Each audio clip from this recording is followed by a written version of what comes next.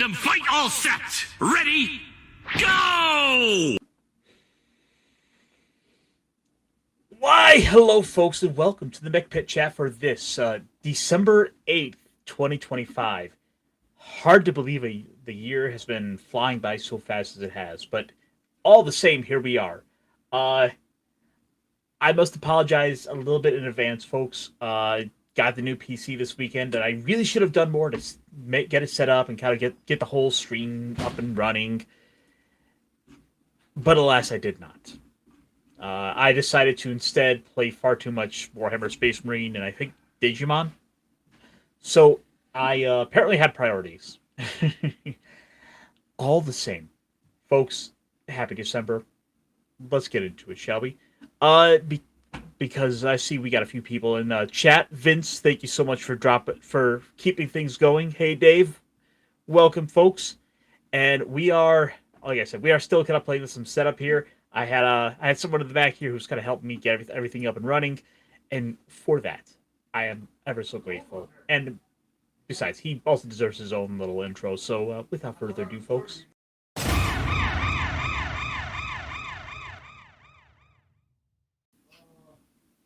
Good thing I showed up on time. If you hadn't showed up, if I hadn't thought maybe I should check with you first to see how the audio sounds, I would have gone on with like the echo of God. Mm-hmm.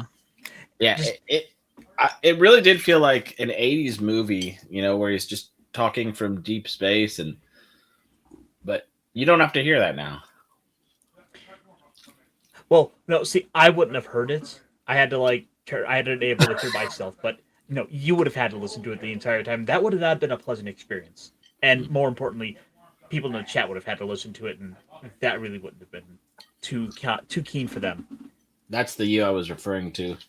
You would have comments like, Ironcaster, what's up with your sound?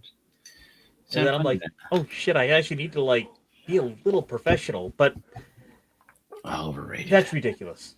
We can't do that. Mm-mm. To that end, let's see. We would have just said something. Yeah, and then I would have had to flounder around and figure out, oh no, what button do I have to push? Yeah. Personally, I blame the commoner for convincing me to upgrade my tech. Mm-hmm.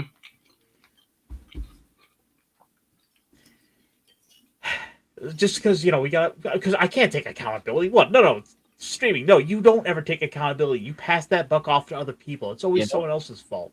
We're on YouTube. We're petty children, and it's somebody else's fault, right? Absolutely. I'm sorry, we're on social media, not just YouTube, let's be honest. Even more true, because this is also going out to you via... I think we're actually on Rumble still. I need to go log in on Rumble with my new PC here and get that set up, but... Oh, me too. Fingers crossed, maybe it'll be working. Apparently I have been unable to access my Kick because I don't know what happened there, which has been a whole cluster. And we're also on X, I believe. We're gonna give it to you. Bomb, bomb. Ba-bom, bom, bom, bom. And it's good to see you, everybody in the chat. Yes. Thank you for getting me on track here, Punk. Because there actually was a question here, and I don't know how well you might be able to answer this one, but this one was coming out all the same. Sure.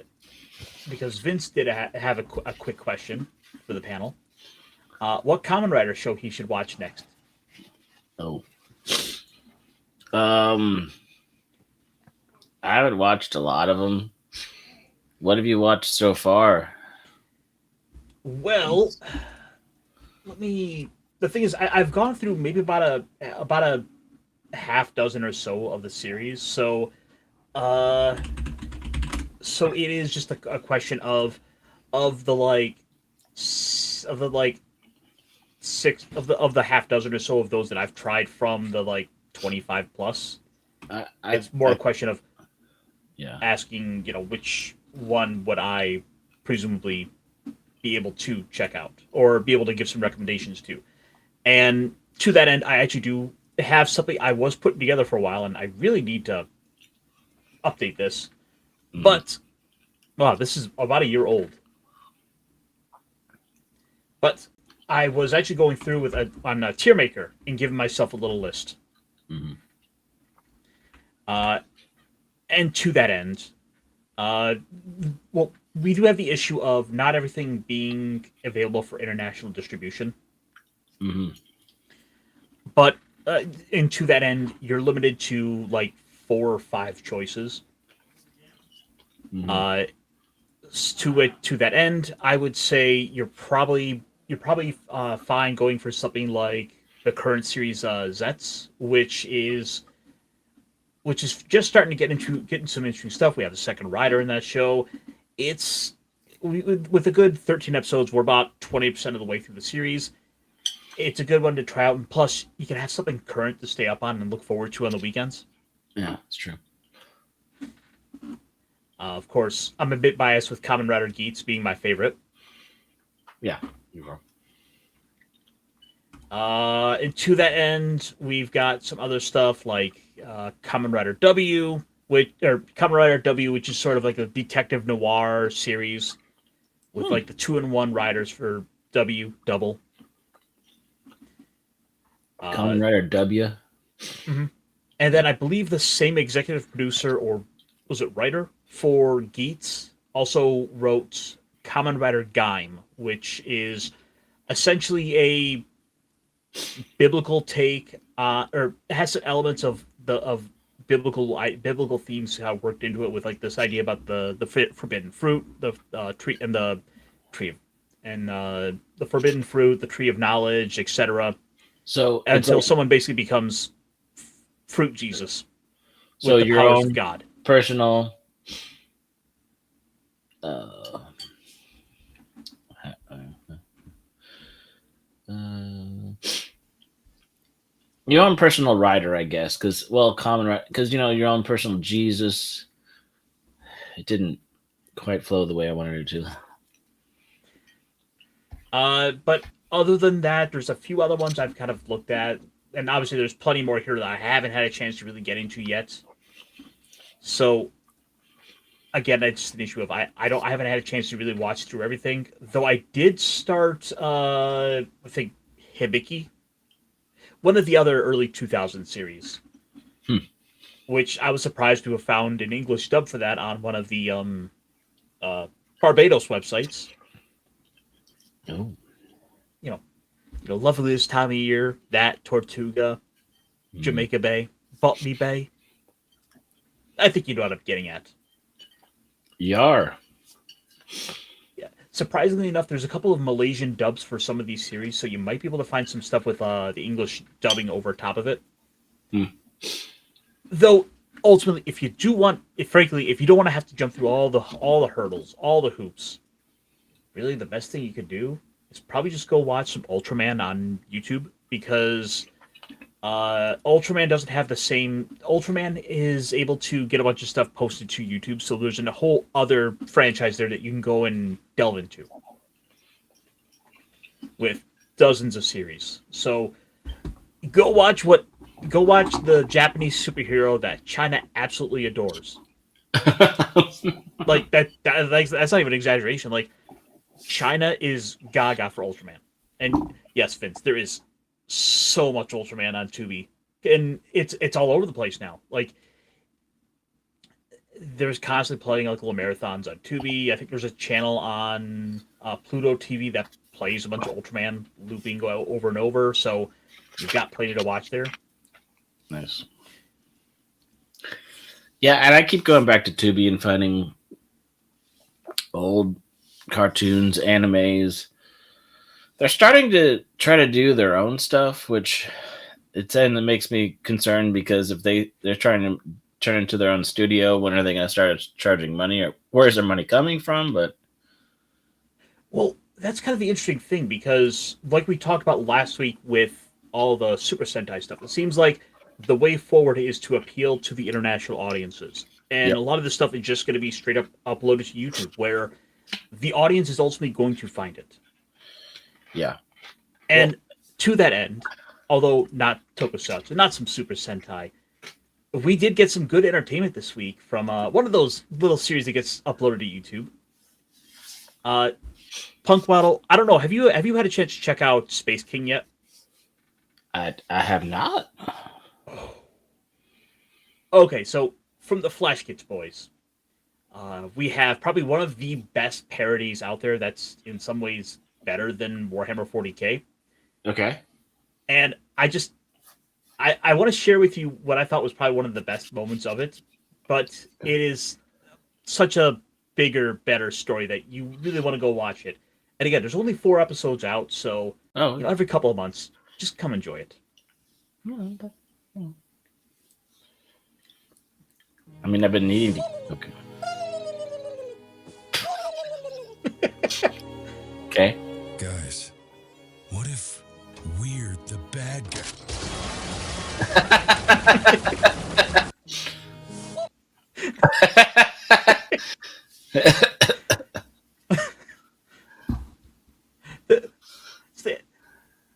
How many times? But which, by the way, this is one of the best clips I've seen out there because it so encompasses how I feel about so many of these stories that always go this way.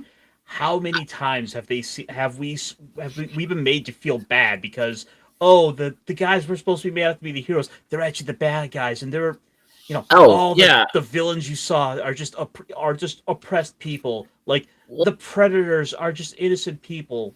Yeah. Stuff like this. First off, I want to say there's some DACA for you, Loki. But yeah, I mean that was a lot of DACA right there. I mean, could always use more. Always. But no, I yeah, that's another reason why I've liked Gundam since once I was aware of it, and they've been doing it for 45 plus years. Is the fact that like war is awful. Every side sees themselves as better. Each side sees themselves as being morally right, and everybody has logical fallacies and demonizes the other people. Like instead of trying to make it like the relatable villain or like no, the best relatable villain is the one that's just like you but was pushed a little bit further. And then it proved that we're all potentially that terrible and dark, but not in a sympathetic way, of a way of like you make choices and you decide to cross that line, and when you do, certain things happen because of it, right? And at least with that, they give it more nuance to where you have people on both sides that are trying to are both fighting for the cause that they think is righteous.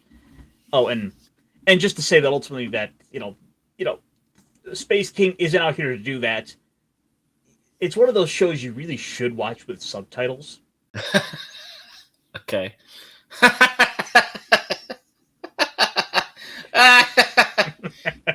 Okay, I like it.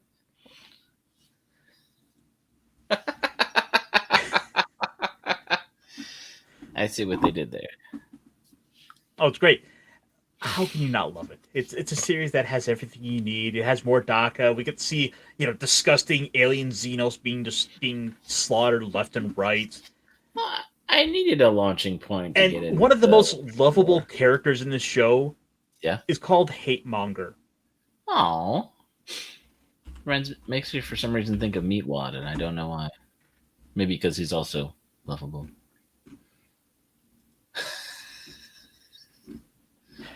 Yeah, I was hoping I was hoping I could pull up a clip for it real quick, but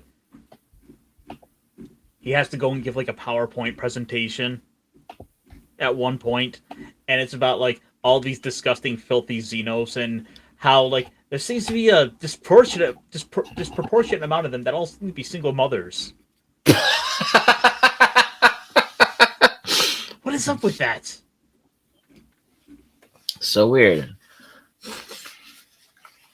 The lamentations of your women and children.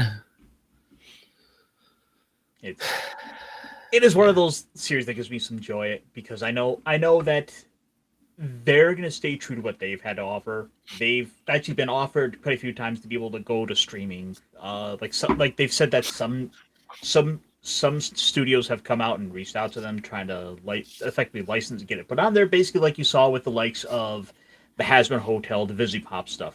Mm-hmm.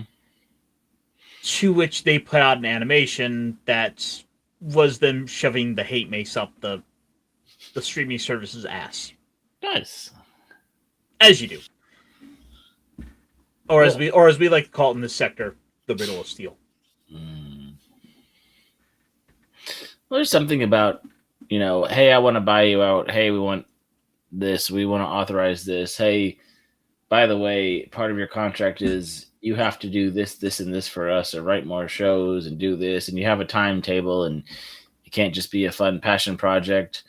We have to milk it and destroy it. And that's always the worst part. Because we've seen so many series come along where we want to be able to enjoy them. We want to be able to love them for what they are. Yeah. But then, just due to some, unknowable algorithm, it's been decided that no, this doesn't do the numbers we think, and so we want you to make changes because we think that will make the algorithm like it more. Yeah, you need to be more like what's popular right now, so that in 6 months to a year, or however long it takes to render and develop, you'll be timetabled out completely outdated, and no one will care, as opposed to doing something that actually hits the deeper strokes. And I guess it's kind of the ultimate question. It's like, how far away are we going to be from like reading chicken entrails to appease the algorithmic gods? I just wanted to drink some tea and maybe look at some tea leaves, but man, now I gotta go slaughter some chickens. I guess maybe I should go work for the the chicken plants nearby and eviscerate some chickens. Then I can really get into the like on my lunch break, read some chicken entrails. Maybe get some gizzards to go. Yeah, it's the easy solution. It'd be much easier than trying to understand whatever YouTube is doing with all of the unknowns we have out there. I mean, yeah. Well, YouTube doesn't want to make you famous. YouTube wants to make themselves famous. YouTube doesn't want to pay you commission, because if everybody gets commission, they're not lining their own pockets. And I mean, we saw what happened with X when they initially pushed out their monetization. Yeah. It's like everybody has a great idea, and then you implement it, and then the customer base says, no, that's not why we're here. Well, no, that's not quite what I was referring to, because okay. What we saw happen was, as it turned out, a bunch of people over in India found a way to kind of scam the system. Oh, yeah. Sorry. And to that end, basically, they all created these little chat groups where they would just like post out, say hello, and then they would all just respond to each other and create these little networks of people just responding to each other, so they would all get paid out. Yeah. I understand what you're saying now. Yeah. But to that end, I have to wonder if that's in part why we saw the push to make sure we can see where people are located at.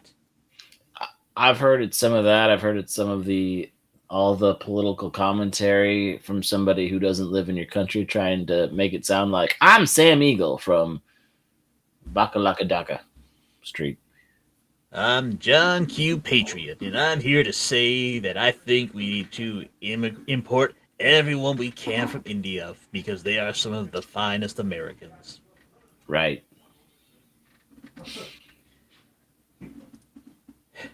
But turns out like that things aren't quite going like everyone was expecting, and hey, maybe I don't know, maybe we're starting to find out that maybe some of that whole racist stuff was not quite as wrong as it seemed. I don't know.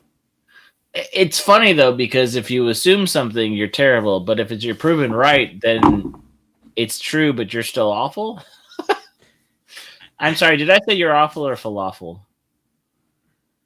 I'm hungry. Yeah.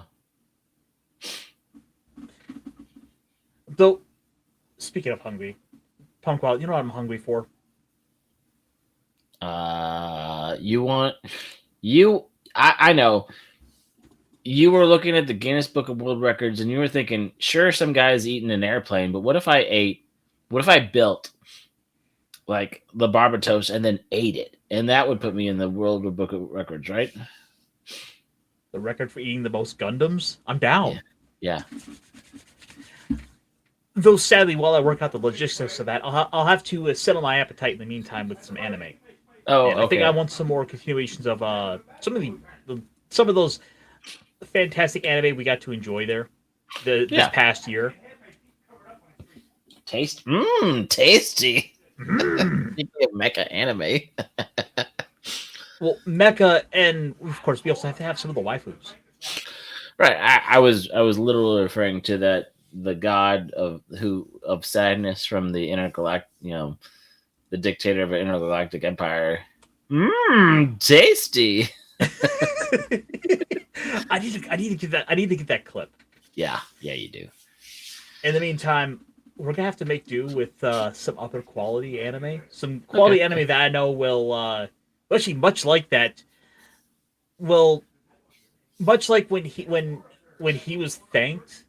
We're gonna see Brandon self recoil in a similar fashion Okay. because we are getting Chain Soldier season 2 in about a month. Oh. Yeah, bootlicker. Mm-hmm. It he has to like be the slave of these women to get his superpowers. Mm-hmm. We And we are due for some greatness because okay. I mean, along with this, there's a couple of other anime coming up for this next season, this here in the next month or so that I am looking forward to. Mm-hmm. And to that end, I'm also looking forward to season 2 of "Tis Time for Torture Princess," No. Yeah. which I might have to go look over the numbers. I might have to go look at all what I did watch this season because it's getting to be that time of year where you start to look back and think about like, what was the best things this year? Like, what were my top 5 anime of 2025? Oh, it's gonna take a minute to look through because there was a lot. Because I'm thinking, we started with, well, Shangri-La Frontier kind of rolled over, but you had Solo Leveling was January. Yeah. Mm-hmm. In fact, why don't we go look back? Mm-hmm. Yeah. We're talking what, winter of 25. Mm-hmm.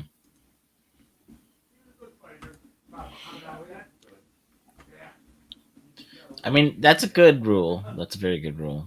No hentai in public. Oh, like whoa. Here, I'm not going out wearing the Higo hoodie. Like that. That's for private time.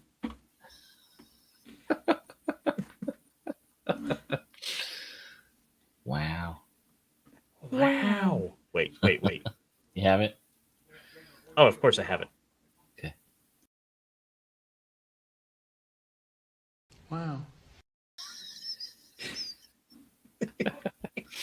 It gets me every time. Okay, so to that end, winter we had Solo Leveling season 2, Sakamoto Days, Apothecary Diary season 2, Dr. Stone continued. Of those, of that top row, I only wound up seeing Solo Leveling season 2. Yeah.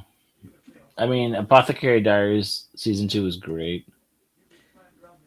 It's one of those animes that I know guys like Brandon were always quick to recommend. And, I can't quite criticize it, but I guess I'm just I lean more towards a lot more, action stuff or a little bit of light harem stuff, etc. Some isekai. But there's only so many hours of the day. There's only so many series to watch. And plus, there is a back catalog. Well, I'm going to say this. I kind of let it sit for a while, and then season 2 came out, and sorry, I just sneezed. Spicy dinner. But here's the thing, like there's something about the intrigue, something about the way the story develops, and her curiosity that there was always something going on. She was always curious and getting herself into trouble, and like I said, it was a fun show. It had a good pacing. It just wasn't as action oriented, but there were puzzles. There was, like I said, it really did. Once I got hooked, I was hooked. So yeah. I have a crush. Was that show any good, Islington? Like, I'm assuming that you were a bit of a fan of this one. Let's see. Mitsuya and Masuga Tateshi are just aren't coworkers. They totally have the hots for each other. His helpfully humble attitude makes her giddy, and her cuteness leaves him grinning like a fool. Problem is, they're trying to keep their new relationship under wraps while avoid making things awkward at work. Oh, okay.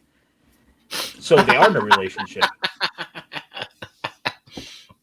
But seeing as though they can't keep their hands off each other, they run up.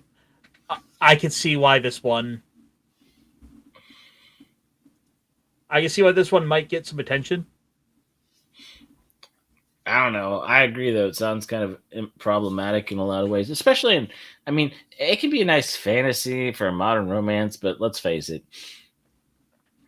One of you should probably just quit the job and go somewhere else. Plus, if they're working with each other, it does have the possibility for creating that. But again, it's a fantasy romance essentially. I said, yeah. Here's the thing, and this is the best part of at least anime, and the fact that they're pretty based over there, and the fact that like they're not trying to make fantasy that's one. They're not trying to make shows that are 1-to-1 to current day politics or wokeness. They're trying to make something that's, well, yeah, that happens. That happens. Yeah. But like what I mean to say is like, these are kind of what if fantasies in so many of the anime that these are the choices you can't really make in real life, but which makes it kind of fun, right? It's this fictional story that's creative, and I'm not saying, yes, if you go down that path you get into the things you can't watch in public, right? But I'm not trying to just talk difference about though being just from the sounds of this, we aren't in the middle of the will they won't they of something like Kaguya had been. What was the I'm blanking on the name, but it's like the mock Power Ranger, but it's the good guy, like the villainous or whatever romance at the end of the world or whatever, and they're like dating, but they have to pretend like they're not from the different sides because they have to be fighting each other. You know what I'm talking about? Oh, I know, but I mean, also. No, you're right, and at least it isn't trying to build that up. This does sound like it is the premise of they are in the relationship together. It's just they're trying to keep things under wrap and not be all lovey-dovey at work. Okay, that's a very simple, straightforward premise. It doesn't have to be anything very deep, but also given the fact that this is like number 41 for most popular 2025. Mm-hmm. It ranks up there, and that's still with like everything else that came out this year. All right, let's go back to the. Although thinking about it, this year at the start of this year, we did still have Frieren rolling over. We still had Dragon Ball Daima rolled over. We had I think Delicious and Dungeon was still kind of going on. I just want to say I appreciate just how hard phrasing. Like just I'm enjoying the comments from Islington Girl about this, even though she hasn't even watched it. It's very entertaining. It makes me more happy. I don't know. I think the commentary might be more fun than the show, but we'll find out one day. What was this on? Was this on Crunchyroll? I think it was. No, because Anime Anilist would at least link you to it.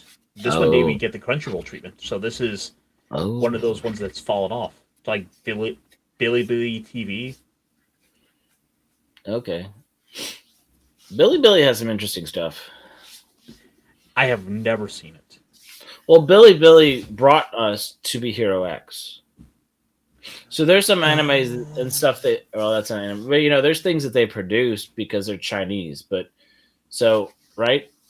I think that's correct because Billy TV and they have some of the live. There's like a anime. They have some of their like live YouTube type streaming stuff.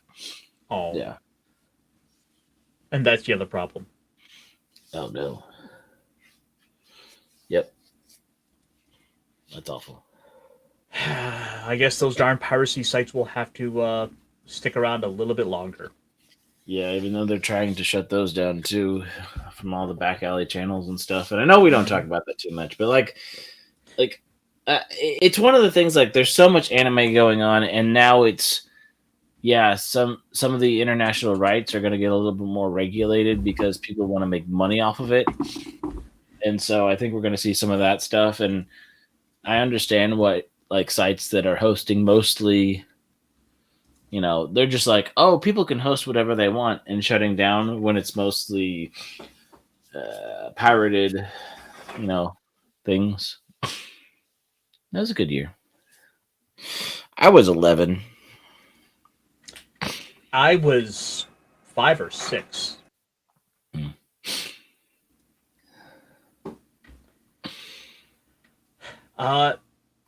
Although there was a little bit of some news with Crunchyroll. Oh yeah, they are officially ending the free ad supported tier, which I'll be honest, I barely knew was a thing. I didn't know that was a thing either. All I knew is I'll be one of those schmucks that actually pays for Crunchyroll. Yeah. I'm like, look, I can watch Fist of the North Star. I have access to literally hundreds of episodes of One Piece. I have plenty on there. Plus, you'd be surprised how much of the back catalog that's on my watch later list is on Crunchyroll. So I concur. I actually am one of those schmucks who also pays for Crunchyroll, and I get there's reasons why people don't want to, but at the same point, when it's like you said, this is one of the few legal ways you can get it. And if you're actually watching that much anime a week, it's not exorbitant price for what you get. I mean, at the end of the day, if you're watching 2, maybe 3 series, and let's assume you watch maybe 3 episodes of those, or if you're watching whatever the latest episode comes out, so you're watching 1 episode a week of that, across like 2 series plus something classic. Yeah. At that point, I'd say it more than pays for itself. And then on the weekend, you go back and binge other one, or it's like, I know people have made fun of me, but like I started Fairy Tail over a decade ago, and then I dropped it off, and now it's like I'm cooking something or eating lunch, and it's something fun, lighthearted, and it's something that you might be able to still watch in public. Plus, it's kind of got a little bit of a legacy status of its own from the 2010s. Right, and it's not as it won't take as long to get through as One Piece because that's still going. But I'm still like 230 something. Or I'm sorry, I'm 177. There's still like I'm 128, and there's like 230 something, and then there's the 100-Year Quest episodes that started up recently, and yeah. And then that might lead you into checking out some of the creators of their series like Mayor. Or Eden Zero. Or Rave Master. Yeah. And fun stuff. Which a lot of those are on the crunch. So, I'm jumping ahead, but I see one that I really enjoyed. Actually, a couple on the bottom row, but we're in the middle row. Yeah. Let's see. Guild Receptionist. I didn't finish it, but I did enjoy what I saw. I concur. I want to finish it. Yeah, it's one I want to just kind of dropping.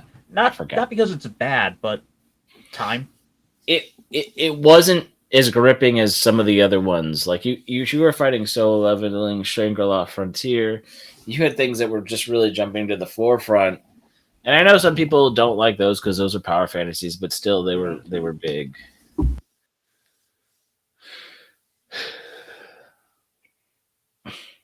Okay. This next row had a lot of good stuff on it. Oh, I'm talking to somebody.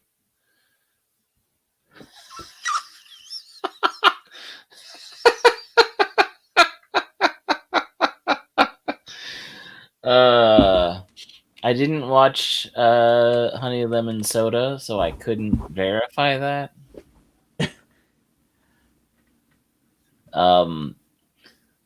But I think I don't know.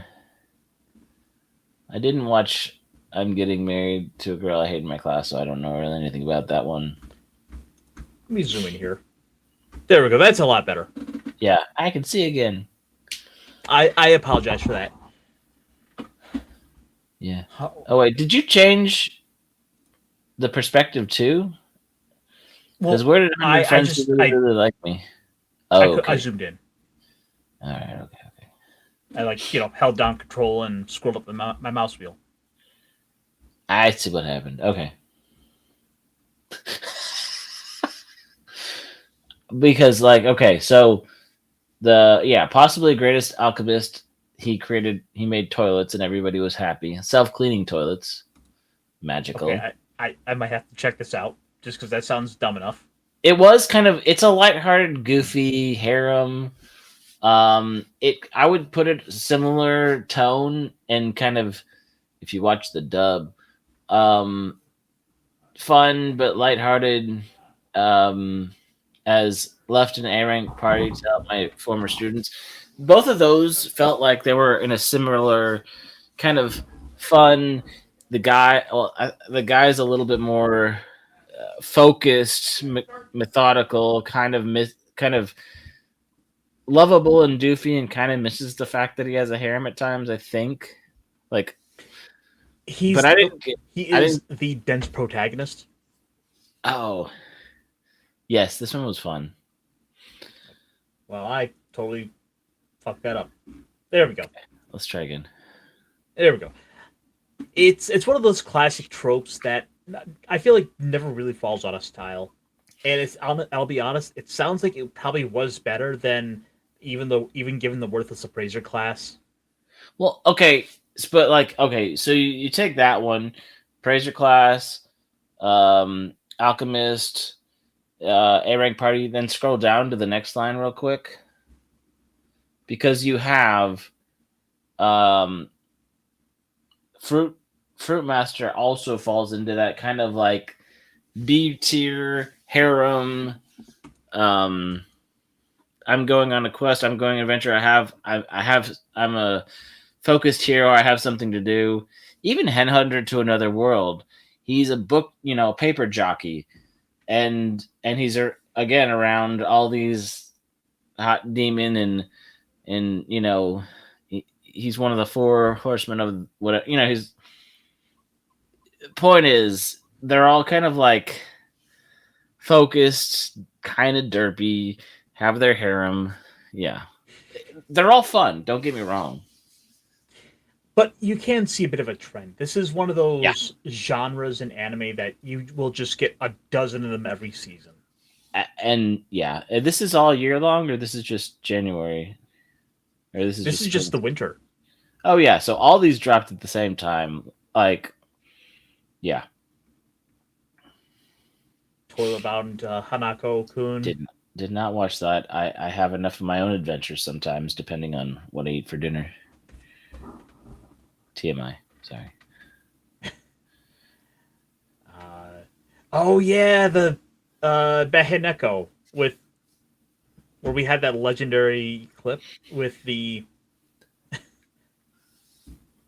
legendary clip of the little cat with the big boobied elf. Oh, okay. I thought the cat and the big booty elf was the. Oh yeah, yes. I wasn't even used to that name. Yes, you're right. Yes, Islington. These Yep. are the actual names of these series. And the reason for it is because there's just so much of this that floods the market that they Mhm. basically have to lay out exactly what the show is about It's to like, to get you to click onto it. yeah, they do sound like emo song titles of circa 1996 to 1998. I haven't seen a Screaming Infidelities anime yet, but there's time. We had more Kaiju number 8, but did anyone actually care? I didn't watch season 2. Season 1 was fun, but there was too much else going on that I just Here's one for you. Here's one for you, Islington. I went to escape from princess lessons. I haven't. Never heard. I Gracia didn't even was, hear about it. yeah. I feel like I heard Gracia, but I didn't watch it, so I don't know. The point is, there's so much, and that was just the first. That was just the first like 3 months. I didn't think Kaiju number 8 was spring. I thought that was summer. So I feel like some of these are off. But maybe And I'm then wrong. you go over into the actual spring season, which is Oh, we're talking yeah. like April, May, June. Country Bumpkin, meh. I started Brilliant Hero, but I didn't get very far on it. Please put them on Takebine-san, which is about a guy trying to convince a woman to wear her panties. No. It's about a girl who she has the power if something goes wrong, as long as she removes her underwear, it resets things. But if somebody sees her put her underwear back on, she loses the magic. So yeah, exactly. So the guy, she finds out that he's not, or basically he saw her changing in the gym closet, so she's extorting him or will ruin his life. It's kind of weird. Of course, we have more greatness like Konosuba, which is just as out there in its own ways too. Darkness. Oh, we had the evil Lord of the Intergalactic Empire. It's hard to forget that one. Yeah, that was. I think I finished that one. Of course, we had to have some horses. Right, which then now they have a really popular gacha game. I'd be curious to see what a new series after the release of it would do.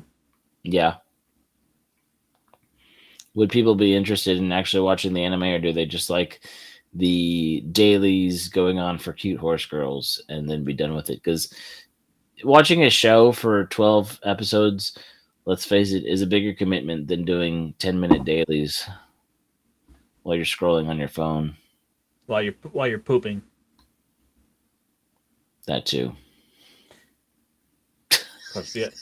This season, we also had our Gundam G-Quox. Better than Witch from Mercury, but I don't know if... But I don't like it as nearly as much as Evil Lord of Intergalactic Empire. I'm sorry. I keep looking over at the chat and I can't keep my composure.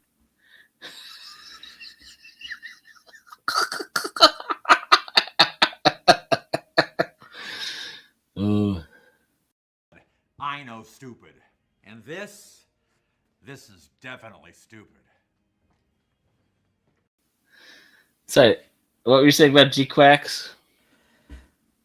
I was just saying, I liked it, but I think I liked the Evil Lord of the Intergalactic Empire better because we got some great characters. We got the evil deity guy. Yeah. Plus, we had that great sales lady.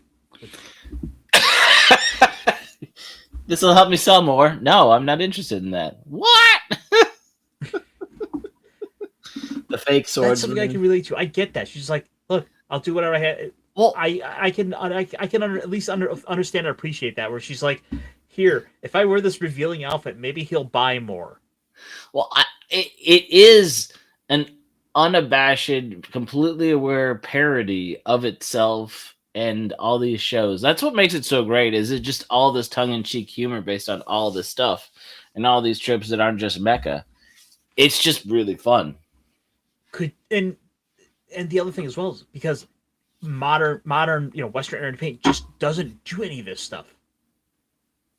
Like, oh, we have a character who plays up her sexuality for a joke. That does not happen in the West. Yeah. Now, I think what you're concerned about is is when the card captor is actually Visa and MasterCard and won't let people buy stuff that they want. So no one will have hentai in public. Oh, so I didn't get a chance to watch the first season. What network was that one with, on? Go-Go Loser Rangers. The premise is that the Rangers are kind of the villains who are controlling the monsters, and they will keep pumping out the monsters so that way they can keep showing up being the heroes. That's a very The Boys, very sort of dark business corporate machine, wag the dog tone. But you know what it also does have me thinking though, Punk. What?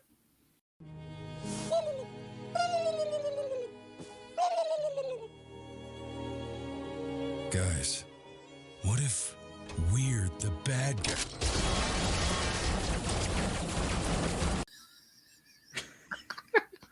Can we have it with subtitles next time? I will have to go cut that because I'll have to go cut that and upload a version of that with them because it's just you want the dumb like unintelligible alien gibberish. Mm-hmm. I mean, Red Ranger Isekai was a fun kind of silly parody of all that stuff too. Oh yeah, that one was a lot of fun too. That was it said in spring. We scrolled past it, but I know that was fun. It's kind of interesting though. At the same time, that feels like there's a lot of the direct parodies of Super Sentai that have been coming out in like the last year or so. Yep. Just in time for Sentai to die. Yeah, it's a weird sort of carry the torch thing. Maybe we're just going to have Sentai anime for the next 5 years until they decide to revamp it.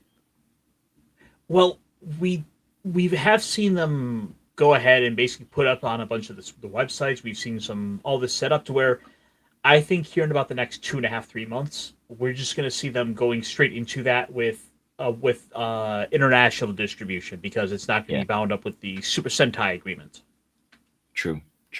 And again, when you do anime or certain like parody things, it carries on the torch and the idea without, like you said, different companies, different distribution, but you're carrying on the idea of it, which like let's talk about it. Well, we don't need to talk about it, but like how Star Wars and stuff like that, when you had the extended universe, when people were allowed to write their own fan fiction and George Lucas was fine with it and it got printed and some of it became canon that they worked with, like that's how you let a franchise exist. That's how you let people let them own it, become part of the lore, part of the thing, and then it becomes not just fanboying or fangirling, you know? Anyway, enough of that. The issue was always that there was just way too much corporate control. Right.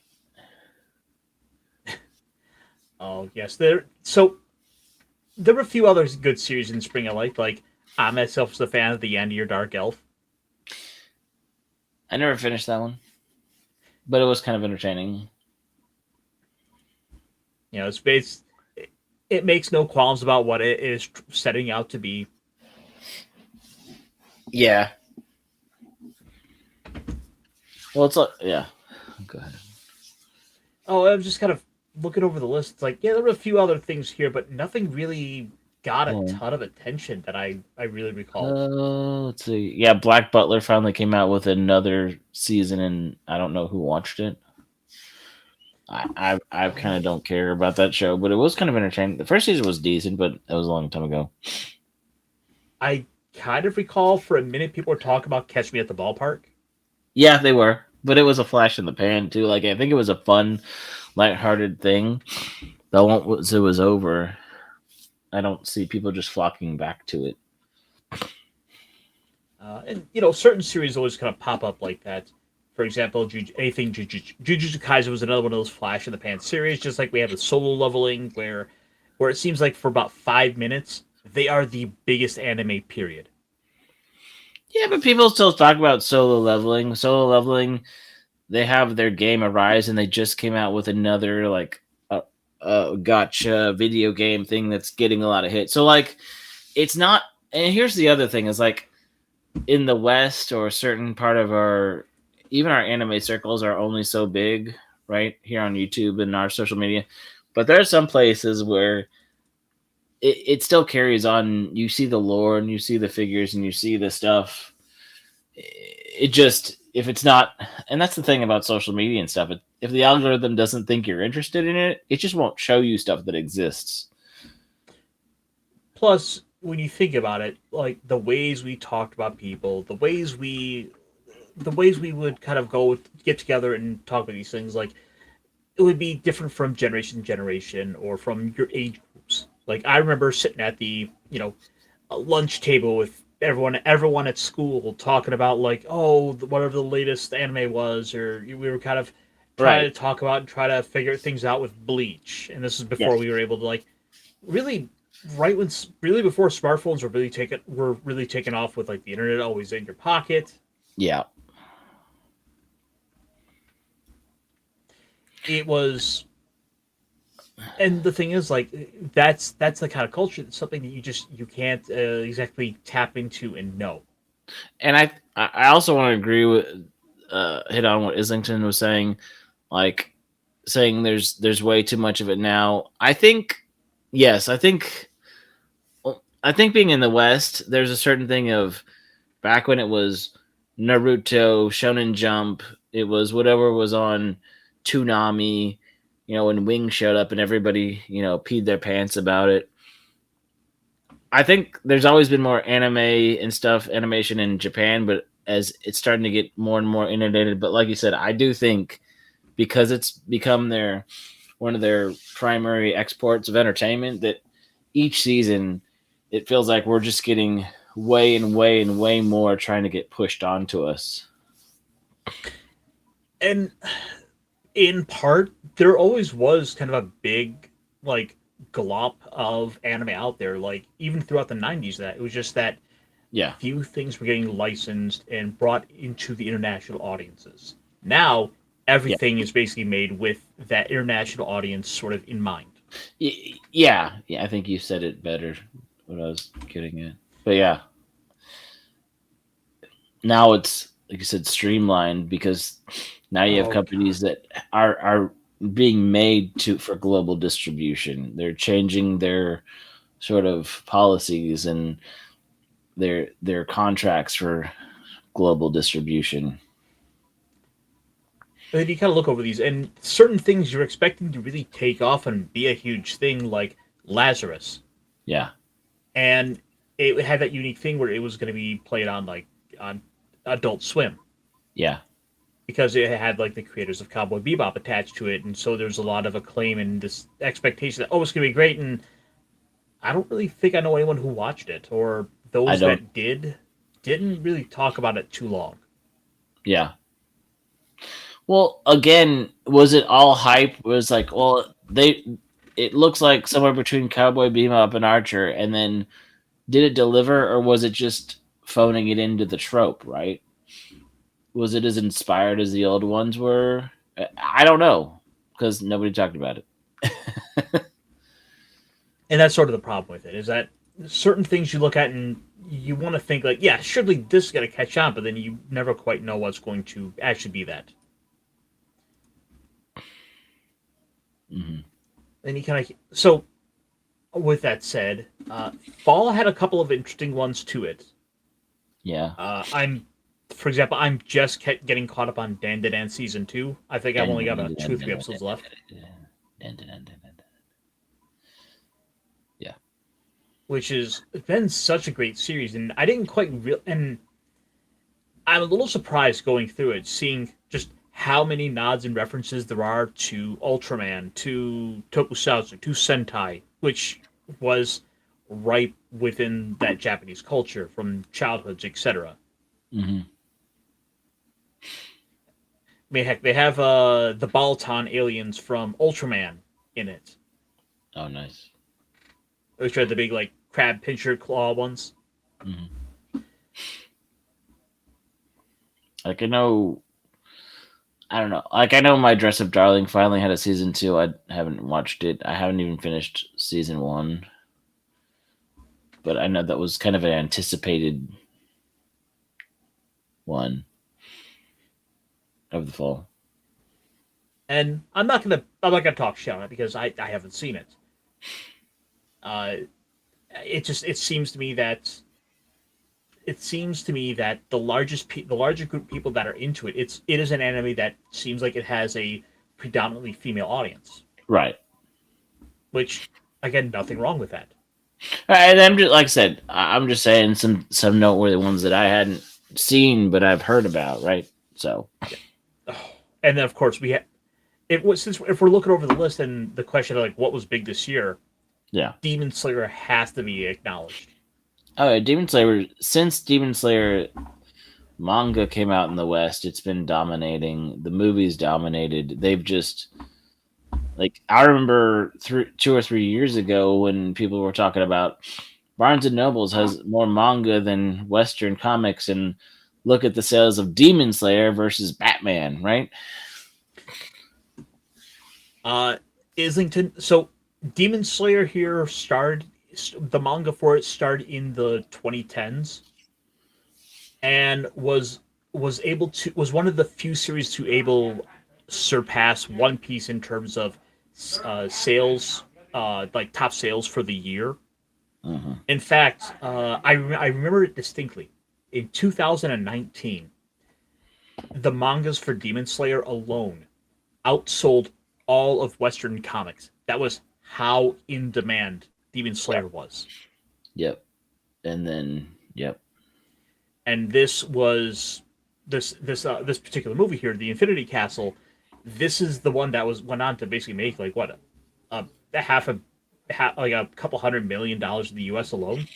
Yeah.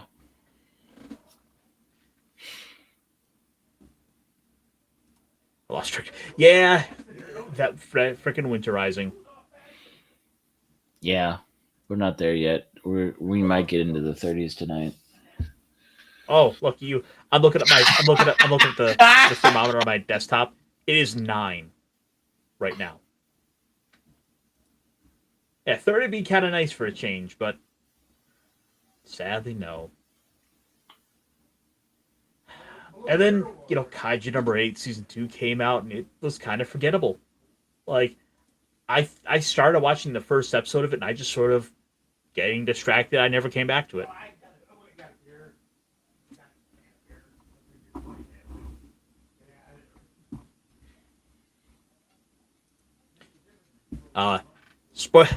Look, maybe there it's not,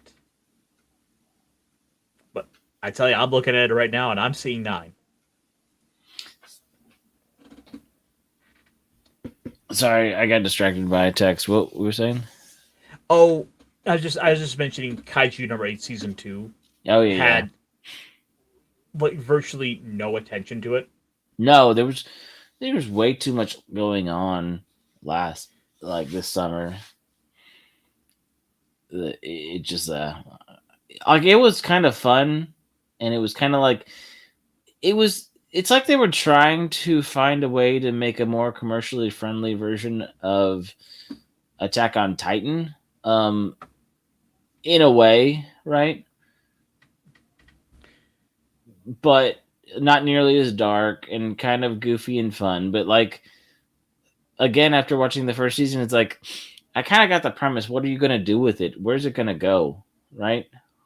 Well, that, and when you also kind of it feels like that little niche for anime is sort of an over flooded genre right now, because you look around. Mm-hmm. You have Jujutsu Kaisen kind of right in that same category, the same area.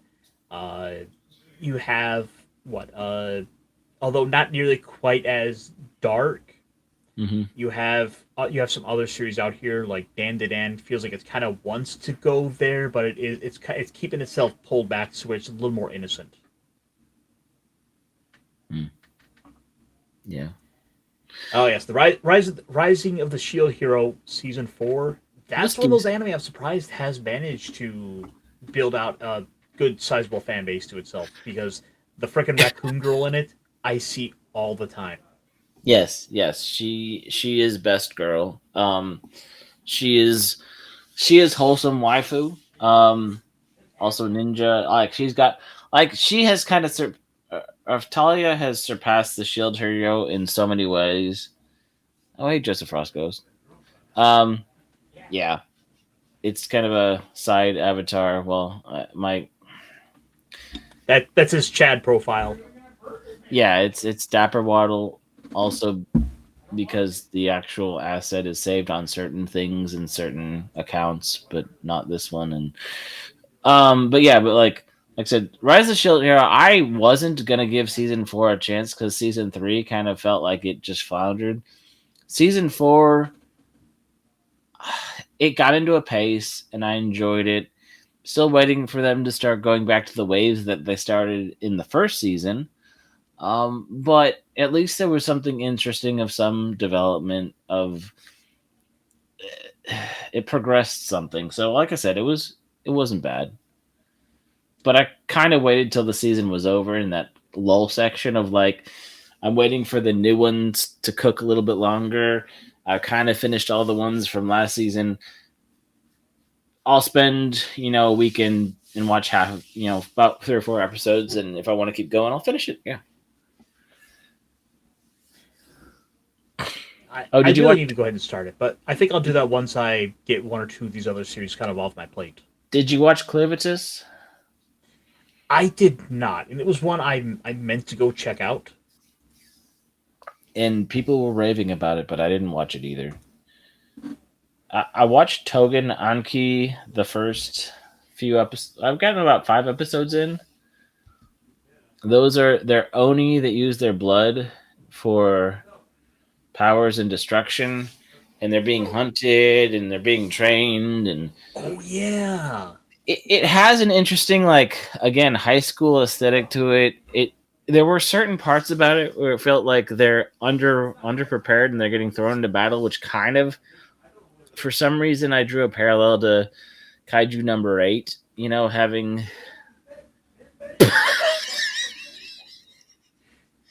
in some countries that people aspire to have that cool of an STD.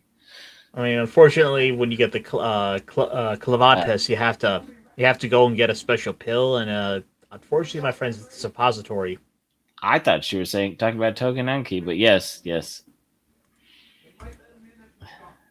Thank you for being here. You have made this very delightful. I appreciate all your commentary. One of these days, I will get my soundboard up and running so I can push all these wonderful buttons. Gross. Anyway. Oh yeah, reincarnated stuff, yada yada yada. Apocalypse. No, we had the Yuri. I did, yeah, and that was like a YouTube thing. No freaking way. Like I saw that on YouTube. Apocalypse really? Premiere. I think I tried 2 episodes, and it just, again, it might be fun. It just didn't get there, and I know you're excited about something on this page. Yes, we've after what, like 12 years or so, we finally got a new season of Panty and Stocking with Garter Belt. It's only been 5 minutes.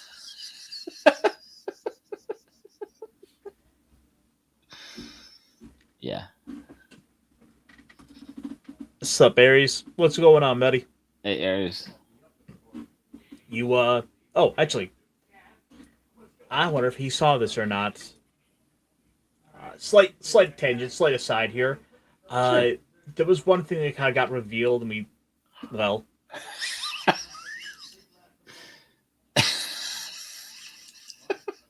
we got a Showa era Godzilla popcorn bucket head.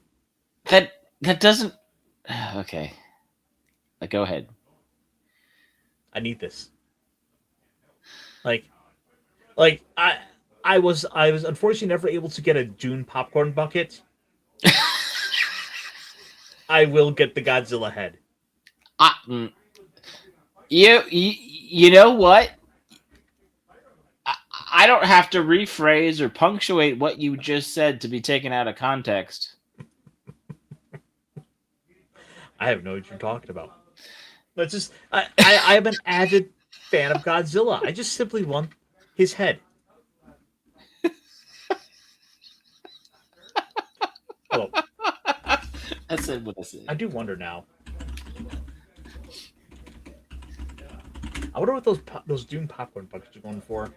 Yeah, I'm now thinking about what cats say if it fits. So here's bidding for $50. Buy it now for $200.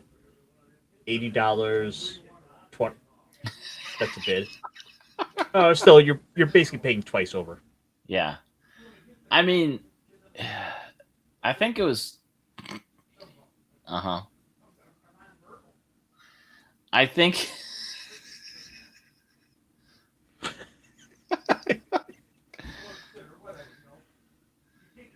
The clavatus. Well, okay, so if his jaw drops that low, like the popcorn's just gonna spill out of his mouth. He's just gonna dribble popcorn butter on you. Is it at least atomic popcorn butter? I don't know, but I think it's gonna get a slurping turn. Oh. Yeah, I'm sorry, but okay, so I will say this. It looks really cool, and like I was really excited to get my claptrap. Mm-hmm. Yep, popcorn bucket. Also sounds like a net STD. Just for while we're going there. He was $40.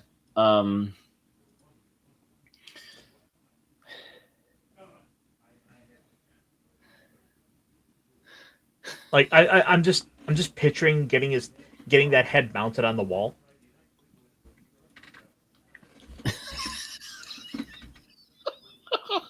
Just people, you've got it mounted like over the bed, so the Godzilla can look over you as you sleep. I feel like they're talking about mounting it somewhere else.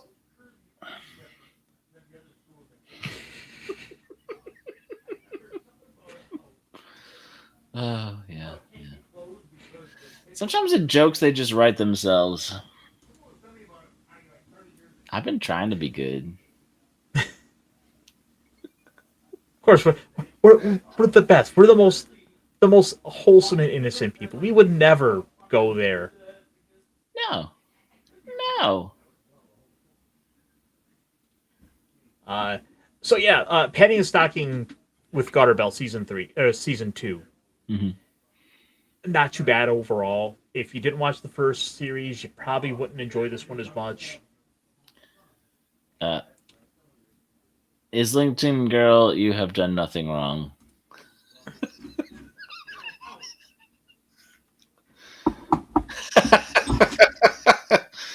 Dang it, I've been caught.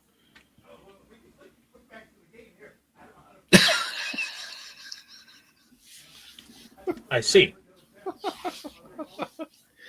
Yeah, my only crime is that I know too much because I'm the professor.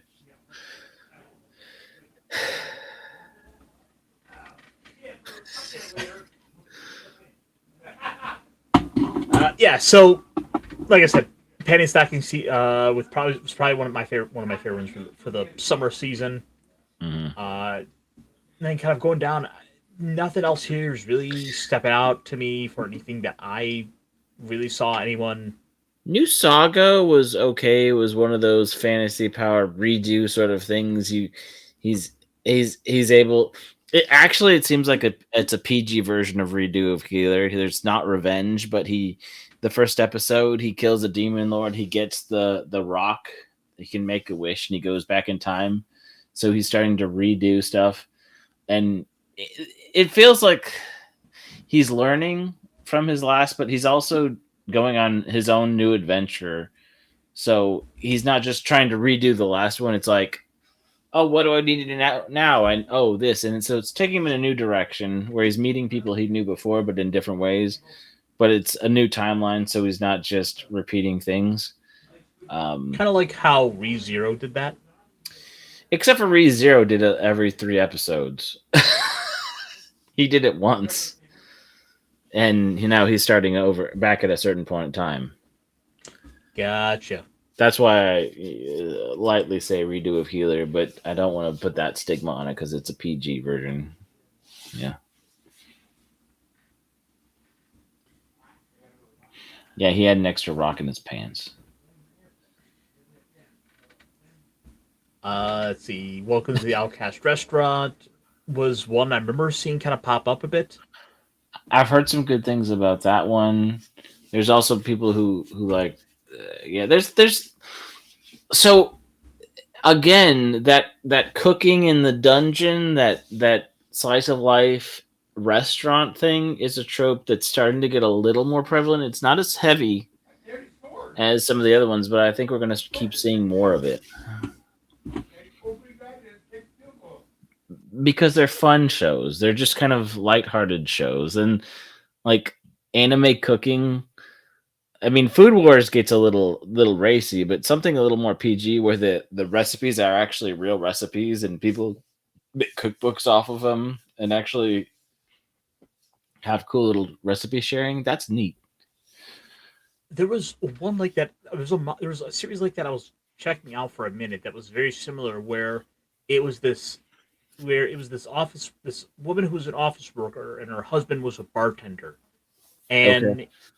every episode would basically end with like her going home and he would like make her some sort of cocktail drink, and then in the manga for it they would give you the recipe in the manga. That's really cool. You want to It know was how one to of make. those. It was one of those little short series that was like maybe 15 minutes an episode, Okay. and I think it's on YouTube. I think it's on Crunchyroll. It's like Life is a Cocktail. Okay.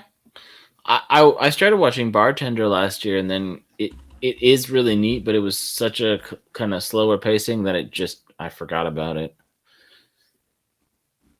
Like it's like if you're watching Frasier in the afternoon, I think it's that sort of, or late at night. That's that sort of, but it might put you to sleep. Okay. Yep. By the way, I was right for it. It was called Love is like a Cocktail. Okay. Very wholesome, and it did make me want to go and try a couple of the recipes. So apparently it's a series that'll turn you into an alcoholic. Okay, cool. That's fun. Please tell me the vending machine wasn't panties. No. I'm pretty sure it was not, in fact, panties. I think he did sell condoms, though. Might be a spoiler, but I think that does happen. Like one time. I mean, they don't want to get pregnant.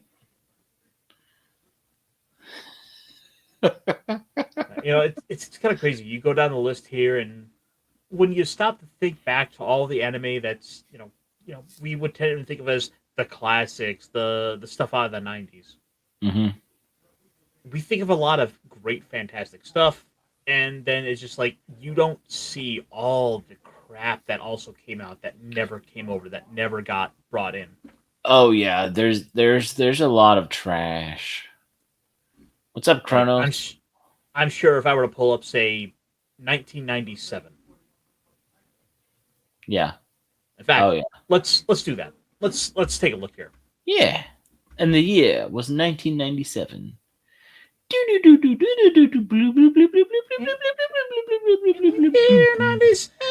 Oh, Mononoke. Oh no. Okay, to be fair, this is like the best stuff out of 97. That's very top. Yeah, but like that was the original Berserk, not the choppy stuff they ended up with later. Right? Yeah. And now I want to. It's hard to find that version. I want to go back and watch that version because I don't like the Demon Slayer New Berserk. How they mimic that frame style of filming. Didn't Discotek release that though? Maybe they have. Since I thought about it, But for a while, like I feel a few years ago, it was hard to get that.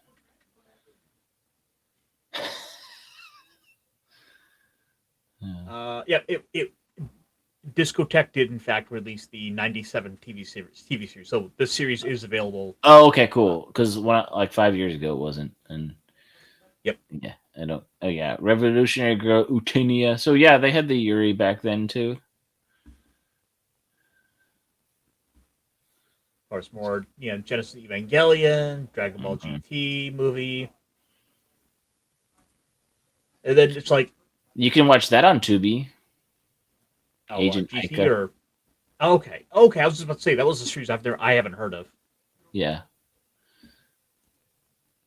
But I mean, it is kind of going to show you like, oh, then again, we are looking at just the year overall. Endless And so- Waltz. Yeah. Yeah. Mhm. But these are still you're kind of seeing what was big in the era. You can keep scrolling to see the lesser knowns. Macross, of course. Tenchi. Night Warriors. Uh, I never heard of Eat Man. no, I don't want to eat, man. Cooking Sakura Master Diaries. Boy. No. Photon: The Idiot Adventures. I have. That I just have sounds heard- like that just sounds like every day. That's on Tubi. He gets stranded and he finds an island where it's only women, and it's 97 animation and silly hijinks ensue. Cutie Honey is a classic. Mm-hmm. Cutie Honey is one of those series that paved the way for so many other things. Yeah, Like kind of magical girl, but kind of a little bit more racy. well, Cutie Honey was the blueprint that was it Yeah. Go Nakai set up, or was it Go Nakai or Leiji Matsura? Sure. I don't know. It was Go Nagai. Okay, yeah. And he basically created the blueprint for what would become Sailor Moon, and that was Cutie Honey. Okay, and Cutie Honey F is just a legacy of that, not the original. Right. That's okay. Yeah. Ray Ray Earth. You know, Loki talks about Magic Knight's Ray Earth. Hey, Lupin. Yeah, classic. Hyper Police. I feel like I'm aware of that. I don't think that's connected to Bubblegum Crisis. I think that's a different police, but I'm not sure. We spoke no, past it, but there was, of course, one of my favorite mecha anime, Go Gaigar. Go Gaigar. Was Voltron anime? Yes. Of course, the original series was what, Go Lion, Yeah. and it was a bit different than what we got, but fundamentally, yes, it is anime. Yeah. It's kind of like how when they brought Sentai over, they Mhm. sort of got rescripted, and so it's different than what we got. Yeah, Robotech, all that kind of thing back in the 80s and 90s. More Crayon Tenchi. Shin-Chan, and of course, one of the more infamous anime of this era, Jungle D Iko. Which is also on Tubi. Which is one of those anime that you should not be watching in public because Mhm. it is about like basically a magical girl getting some skimpy clothing Mhm. and shaking her tits around. Yep. Classic anime. Simpler times. But I mean, I guess it kind of does go to show you when you compare this like 97 Sakura Wars is that old. Sakura Wars actually, they have mecha. It's kind of a steam. It's a girl thing. They have like a dance troupe, but then they have like these steam powered mechas. I have some of the actual Bandai models. They're kind of cool. So, but just as for the sake of the argument, for the experiment, we saw that 97 is really one of those superb years that it's just really tough to beat. Yep. Now, if we go back over to to the current year to 2025, let's instead get rid of all the seasonal filters. Let's look at that list from the top to the bottom. Yep. There's a few here that are pretty good. Solo Leveling, I was kind of disappointed by the end of it. Sakamoto Days, I never saw. I really should have. Dan to Dan, I thoroughly enjoy. I could see it being at the top of the list for the year. Yeah. Apothecary Diaries is gonna be up there. We don't have a time machine. When do we want it? That's irrelevant. It is. But as you see, kind of go down the list. Yeah, there's like a few things in here that are kind of pretty good here or there. Spy X Family, yeah, it's always worth checking out. Superhero X was good. Billy. Lord of Mysteries, I love the cover for this one, but I've never even heard of it until now. What? I talked about it. I know I talked about it. It is Chinese. It's originally in Mandarin. They do have an English dub now. I was talking with, was it Slender Dad or Little Chad? I was talking with them recently because I hang out with them on Tuesday nights on Mad's channel. But we were talking about this, and I was like, I kind of dropped off, and they're like, you need to finish it. It is really good. It is it's dark. It's not quite Cthulhu. It's like Steam. It's there's some of that, but it's that dark horror sort of thing elements playing in. Like somebody plays with the Ouija board. There's some seances. There's potions. There's like they work for an organization that basically investigates abnormalities and ghosts and vampires and things like that. Like without getting too much into it, like there's some really, really cool. It's a dark, spiritual, haunting sort of show. There's a bit of intrigue to it. Yes, and it's an isekai because the guy wakes up in a body that he doesn't know. First episode, and it's kind of cool how he's trying to figure out what's going on, how he got there, and what he's supposed to be doing. Yeah, 96 was also a good year. Apparently the audience has spoken, and they demand 1996 because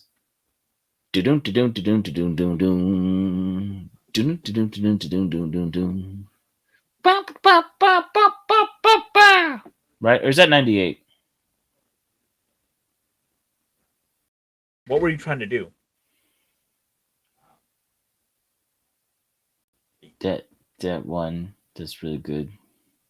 Oh, the bebops. Yeah.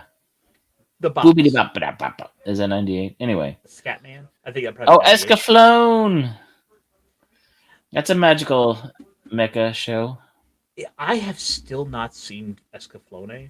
I mean, the only thing I know about it was from some of like the little bumpers I saw for the show, and the only thing that's been earwormed into my brain for 30 years, almost 40 years at this point, was when like the narrator would lean in and go, Escaflowne. So I bought it and the movie at half price books for like 20 something bucks a while back. And I watched the DVDs. I watched I watched at least half of it, and then something happened, and I forgot about it. So would you say it's worth going back to watch now? Yeah, it's fun. It's definitely 90s anime for sure. But the story is fun. The art is great. The mechas have like this hardcore thing. There's magic, but it's also mecha. It is a fun story. And it's told well. Again, they come from a different world, and yeah. So he invites her to his. It's kind of, you know how the start of Tales of Wedding Rings. It's like, I'm going back to my own world, and he's like, I'm going with you. Well, I think the guy actually asked the girl to come back with him to Escaflowne, but it's still kind of like, it has that like harps and ethereal kind of music, and it's like this. It's this mecha magical romance, old timey, knights and damsel in distress. And anyway, point is, I don't know if I'm selling or not. Watch it; it's fun. If I could find it, Okay, and let me take a quick look to see if it is on Crunchyroll. that compared to the MS8 Team 8, also mecha, not a different kind of romance though. Yeah, you're not wrong, Vince. It's kind of not that great. It's not that exciting, realizing that like the top of '98 is Dragon Ball GT beating out Rurouni Kenshin of all series. Mhm. We got Case Closed, which is like still going on to this day. With people want to make fun of One Piece for the episode count, but Case Closed is right there with it, going toe for toe. Yeah. And you got to remember, it started like 3 whole years before One Piece. Well, case closed, like, because I remember somewhere in the last decade, we're like, oh, yeah, we're doing this collab with this show. And people are like, huh? It's like, they have this really long detective thing. It's like, oh, like, this is a big thing somewhere else. We just didn't understand that they were using this collab to bring it over to the West and more awareness. Same like with Lupin and such.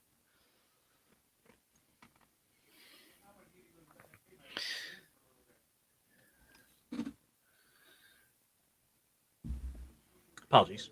But yeah, we can keep going. But yeah, so again, there's a couple high profile things here. Sailor Moon, Sailor Stars. Mhm. Of course, one of our favorites around these parts is 08th MS Team or Gundam Yeah. Vietnam. Yep. Kodocha, I don't think I've ever heard of this one. But again, it doesn't look like it's any genre I would have watched at all. The cover art does not give me anything to work with. No, I don't want to be mean, but it does feel a little DeviantArt amateurish. Mm-hmm. I've heard of Boys Over Flowers. I haven't watched it, but I think that still gets some buzz. You're under arrest. Should really get to watching that and Slayers. Nice. After War Gundam X, still haven't seen that one. Let's see. DBZ Bridge kind of ruined it. I was watching an episode of Z and wondering why Goku wasn't around. Yeah, and that is one of those frustrating things. For several, where in a way, certain things getting so big, so popular, kind of ruined everything else around them, and it is such a frustrating thing. You know what I mean, Punk? About Dragon Ball? Well, yeah. In this particular case, how watching Dragon Ball Z abridged kind of ruins Dragon Ball Z. Oh. Because you come to expect the beats and the narrative elements that were there from the abridged characters to where they've in a way almost supplanted Z. I believe you. I haven't watched any of them. Oh, it is worth the watch, I would say. But again, it is one of those things where everybody was watching Dragon Ball Z when I was a kid. I had a roommate in college that had like all the books and all the DVDs up until 2010-11 when we moved out. True. I knew it was on Tubi. There's so much good things on Tubi. I wonder if Sonic the Hedgehog the movie's on there. I don't know.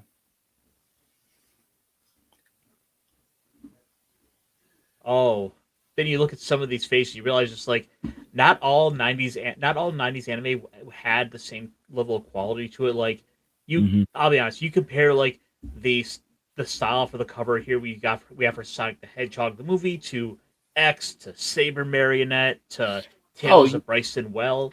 And we still have a yo-yo of quality. Oh, we still have different varieties, but yeah, that the saber marionette seemed to die out in early 2000s style. It's like they managed to smush all the faces. It is the Yeah, "my face hurts" meme. it does. My big eyes got in the way of my nose and mouth. Why is her face melting? I don't know, but the one below it is kind of melting too. I think it's the chin. Oh, that poor girl. Look at the size of the bangs to her face. There's more That bang that than face. that looks like a caricature of the purple haired girl from Yu-Gi-Oh! Sai or whatever. Who was always obnoxious, the blonde, whatever. It's They that like look like they are the like boardwalk caricatures you would get with like the giant head. You ride in a little tiny car. the chibi things. Yeah, nice. I But I I don't mean, overall, I'd say Tenchi. I know that name. Tenchi is like one of the OGs of harems. Right. Like I'm just saying. Like I'm just trying to recognize names while we go through here. Magic Users Club. I've heard of that. I think. Nope. I don't know. What is that guy? With The down more. here, Yeah. I've moved on to the blackjack. next one. Oh, Fire Emblem. Okay, that was an actual show once, not just a hack and slash video game. More Lupin. Yeah. More Shin-Chan.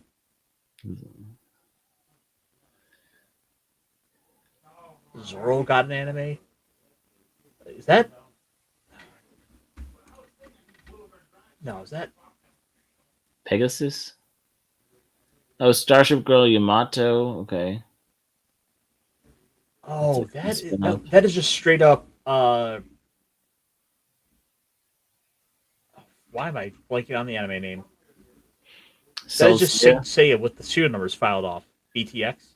Yeah. Oh, that's right. Okay, so that's what they're because I remember when Saint Seiya that stuff got actually released on Netflix and then whatever realized to go, and then people are like, oh, what's this show? And then I remember there's kids who are like, yeah, we grew up. When we grew up, we got the real Saint Seiya from the start. You got the PG watered down stuff in America. We actually had the real dark stuff with all the gods and all of the, like the first season of Yu-Gi-Oh versus the third season of Yu-Gi-Oh, Mm-hmm. or how they tried to cut off the first 3 episodes of Yu-Gi-Oh when it was super dark. When he met the Pharaoh. I mean, I'm not recognized a lot of these. I mean, Operation Meteor. Yeah, I know yeah, that. kind of same. But like this Legend of Cristania is just a record of Lodos War. Mm-hmm. Because that is Dealit. That is I can't remember the main source. But I mean, like all the same, I am looking at this. I am way more excited to go back and rewatch and watch some of the series from the '96 that I overlooked than I am for like kind of half the modern series. Well, that's also it's like your opinion, man. But I get it. There's certain bits of nostalgia. Clearly, the Islington girl would rather live there. And I'm looking at these. I'm like, what's going on with Shadow Skill? Mm-hmm. And I'm still trying to figure out: is that a man? Is that supposed to be? I think that's supposed to be a woman. I'm actually not sure, but like with the way way you have like the ghost hand here. It's not the first thing people see, but there's a Shamu in the thing next to that one. Like I think I that's don't know what's going on there. I feel like their clothes aren't really there. I have questions. Yep. I don't have answers. What's up with the hand? Let's see. Vince, I believe Blue Submarine number 8 came out in '99 or right on 2000 because it was one of those series like right at the turn of the century. Oh, it was. I'm sorry, no. Blue Submarine number 6 was a '98. Okay. Which I never did watch, and it was on TV all the time.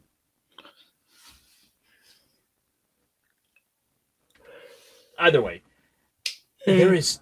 It just kind of goes to show you that there's just we're almost like we're drowning in choices. We have far too many choices, which is ultimately kind of what the heck. And we haven't even gotten to like all the plethora of like the night. We're in '96. We went back, but like '98, '99, 2000 to 2005 ish. There's a lot of stuff that was just getting churned out. There was a Teenage Mutant Ninja Turtles anime. It looks like a Batman's involved too. They're mutant turtles. I don't know. Yeah. Nice. When the Teenage Mutant Ninja Turtles acquire Mutastones from Chris Mu, the Spirit of Light, they acquire the ability to enhance themselves into Super Turtles for the duration of 3 minutes. Oh, is that One where of those this came from that I Ultraman, didn't recognize? signatures. Mm-hmm. Meanwhile, the evil Shredder, his minions Bebop and Rocksteady stumble upon the Dark Mutastones, which transform them into Devil Shredder, Super Mutant Bebop, and Super Mutant Rocksteady, respectively. But the Turtles have one more trick up their shells. All 4 of them can combine into their ultimate form. Turtle Saint. I want to see a Turtle Saint. What the? I also. This... do you work tomorrow? I do, and with that said, I actually probably should be getting to bed. I want to cut this short, but I know we're running later than usual, and I just like I want to talk for another hour and a half on this, but I also don't want you to regret. The point is, I'm going over to YouTube now to see if I can find. Oh, whoa! Oh. I looked this up. I just looked this up on YouTube to see like what I could find. Did you see the right just, thing? Like still images of what the animation looks like, what they look like in their super forms. Yeah. I'm like, oh, what the Wolverine? Oh, wow. They all look like Wolverine. This is 96? Yeah, that's about peak for X-Men. The Shredder looked kind of like that too. They have the sideburns too. Super Bubba Mutant Turtles. I want to see the combiner. All right, look, we will finish up with this. Oh, they have the T on the chest. It's like a mix between Batman and Wolverine. That's the best. Well, if you're gonna steal from the best, yeah. Bub. Bub. Pizza's late. We don't live in a bat cave. We live in a sewer. Okay. Are you ready to see what Turtle Saint looks like? Yes.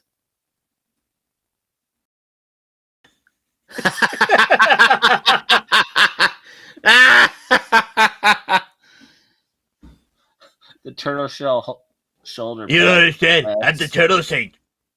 I'm here to fight justice. Cowabunga. Now where's my pizza?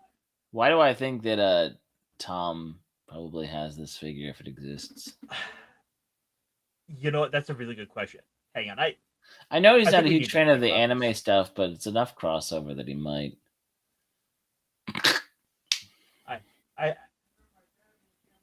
Yeah, no regrets. Exactly. You know what? Yeah. I don't disagree, Mr. Fletcher.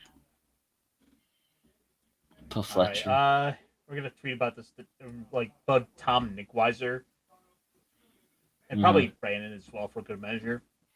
Just see if we can't like cast a wide net here. He does have metal underwear. I mean, it's not quite an iron thong, but well, is it metal underwear or is it just he has the belt around the metal hole? Like he's got a 6-pack, but then he's probably has okay. At the size of the 6-pack plus the loin muscles, that's an 8-pack. So it's at least a 10 to 12-pack right there. The belt's just covering some of it. Yeah. Teenage Turtles. He doesn't wear cotton. He does not have Fruit of the Loom. Were they? Why am I only just now finding about the Teenage Mutant Ninja Turtles anime where they all look like Green Wolverine? Yeah. Yeah, they should have done better. Green Wolverine and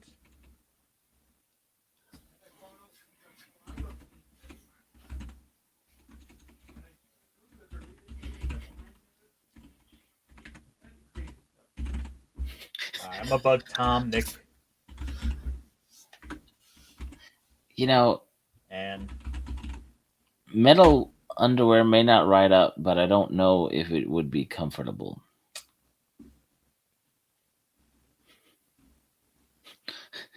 I don't think any turtles were harmed in being superhero.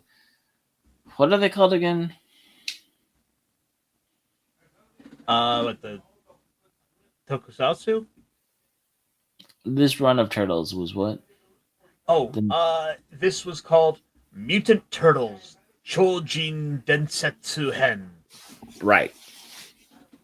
Say that 5 times fast. I can barely say it one time. Yeah. I I would okay, not so wear. apparently I have to go track this down now. Thankfully, there's only like there's only 2 episodes of it, so it shouldn't be too hard to find. Kind of, twice as much as a one-off. I will find Super Devil Shredder. I hate to say this, but a lot of times, Vikings grew out their hair because, did the dreadlocks because helmets didn't have any padding. So I don't know what the equivalent of that would be for metal underwear, but there you go.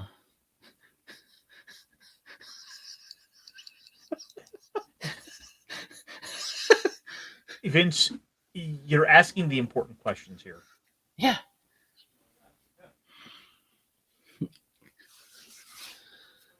That's why they call it why they say the rust is a problem.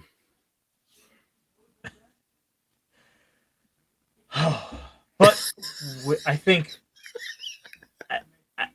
I don't think we have anything to top this up with. Just we've got a new superhero to go look up because I need this. I need Turtle's sake because look at him. He has a giant like power sword. Yeah. Apparently, what's his website? Top Strong. It's amazing he doesn't have like Wolverine claws. Okay, so apparently I found this from the Top Strongest wiki, which is one of those wikis that likes to lay out all the powers and feats of characters. Sure. Threat level, Quasar Plus. I don't know how that falls in the ratings, but that's good to know. Physical strength, unknown, possibly multi-solar system level. Could deflect dark moves blast with some effort. Attack potency, at least multi-solar level. His Mega Final Saint Blade sealed dark move, reverting her back to her crystal cocoon. What? Okay. People love to categorize things, and so people will go and categorize these things on like power scales. So you'd be surprised like how strong some characters are. Like, for example, the newest power upgrade Common Rider Zets has lets him create black holes, and we're 13 episodes into this series, so he's only going to get stronger. Yeah. Though, all that said, Punk, I want to thank you for coming on out. It has been a pleasure as always to have you here, and because none of this would have quite gone as I think hilarious as it had been if you hadn't been here, I would still be talking with the voice of God, probably. It'd be a different kind of funny. It would, and I would just be like, oh, I would be freaking out. I'm like, what do I do? I don't know. There's too many buttons. What if I start pushing things? Mm-hmm. With that said, do you have anything come up you want to promote? Like I said, there is. I've been having fun on Mad's channel on Tuesday nights, the Madapap crew, where we talk about interesting things in history. And this is a 2-parter. We were talking about the I don't even want to say it out loud. We're talking about the investigation of homosexuality in the Navy. during FDR's time in office, or I don't know if FDR is president, but he's about to be.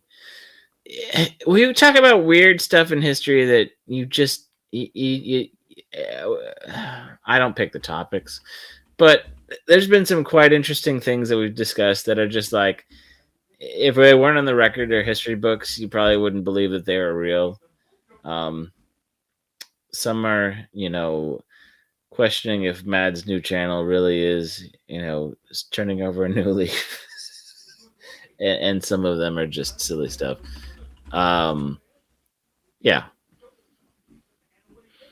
And it seems like people who are weird or did something crazy in the 1800s usually worked for a newspaper by the time they were 12. Yeah.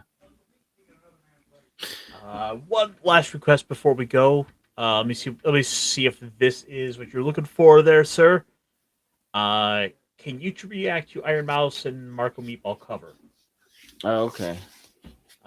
This looks like it was at the Game Awards show.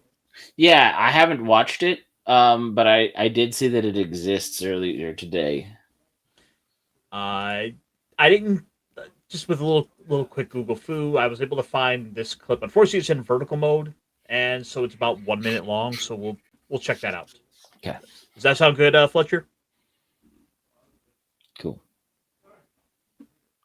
This, the song of sons and daughters, hide the heart of who we are, making peace to build our future, strong, united, Got a good work song vibe. until we Cold, the air and water flowing hard, the land we call our home. Push to keep the dark from coming, feel the weight of what we know. This, the song of sons and daughters, hide the heart of who we are. It might be, but I think at this point it's probably just a matter of like this stuff's out there. There's been so many reactions to it. Yeah. I know. Crossed. Also, is that you said meatball? Because is that the son of Meatloaf? Because he has a really deep voice and he kind of looks the part. Now that you mention it, I did sort of think it in the back of my head. Mm-hmm. Mm-hmm. Build our future, strong, united, working till we fall, and we all lift, and we're all of this together,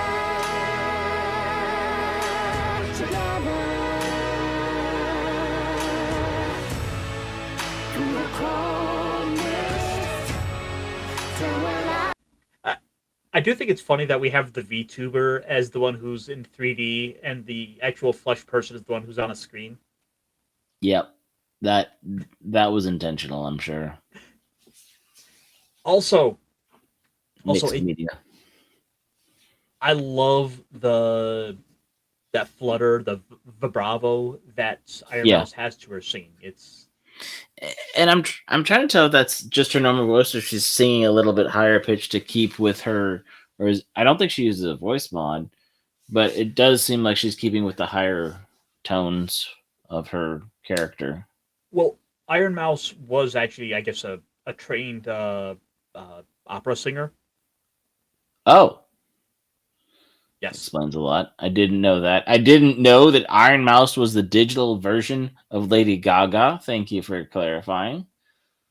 Well, this is just the professional Squeaky Mouse. Oh, okay.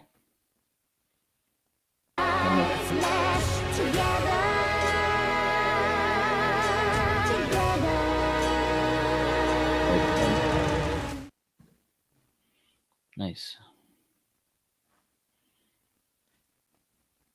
He retired an Iron Mouse original opera song. Wow. Oh. Okay. Okay, that is super impressive. That is really cool. Yeah.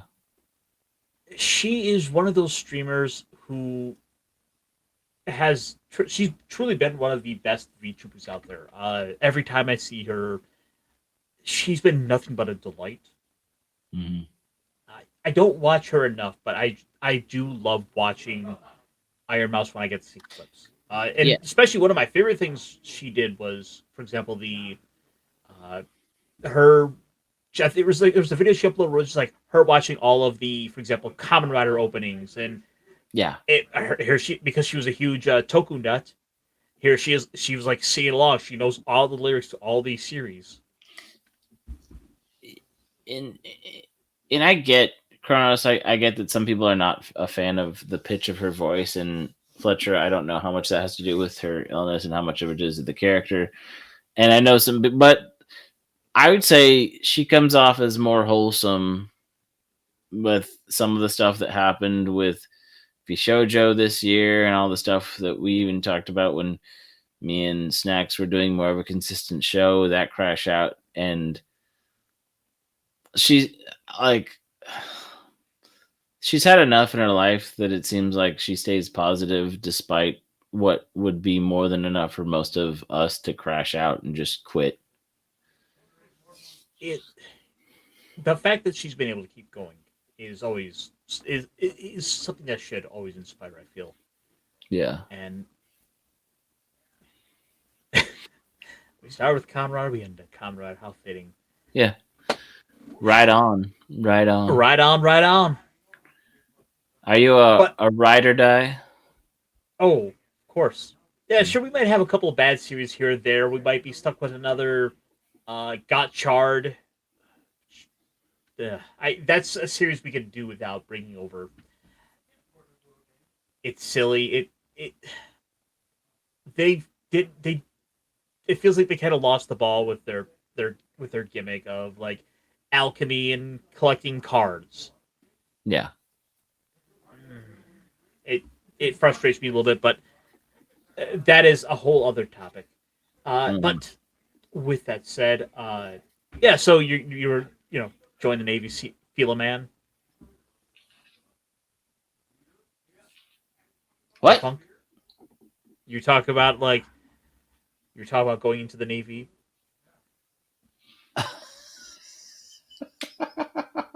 I'm not joining the Navy. No, but you were talking about it. On Tuesdays? Yeah, that'll be finishing up the Newport sex scandal of the gays and the navies, but we talk about other things too. Yeah.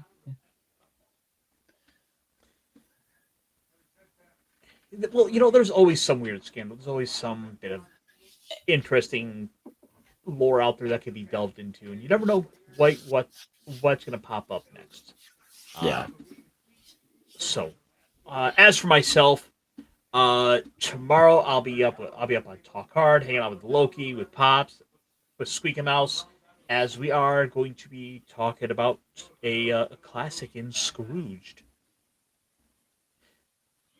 Which this year, I guess we decided to head on a few of the Christmas Carol takes, because after that next week, although actually I think we were talking about that, Punk, for you showing up next week over there. Oh yeah, I need to verify. If I can, I will. They said they're fine with it. It was just Pops hadn't talked with you, so he hadn't been working on any sort of DMs with you. So, yeah, to that end, yeah. There was some talk about you showing up on Talk Hard for something a little appropriate. Yeah. Given your puppeteer's persuasions. Yeah, my affinity is for cotton. And with that said, folks, be good yourselves. I want to thank each and every one of you who showed up, who took time out of your days to come on by, hang out with us as we try to make sense of things for a couple hours. And to that end, be good, be good yourselves. Take care. Remember, the week's just getting started. And with that said, I just because I want to play it one more time, I think I know what we're going to end with. Just good. Yeah. Love and tolerance. Yeah.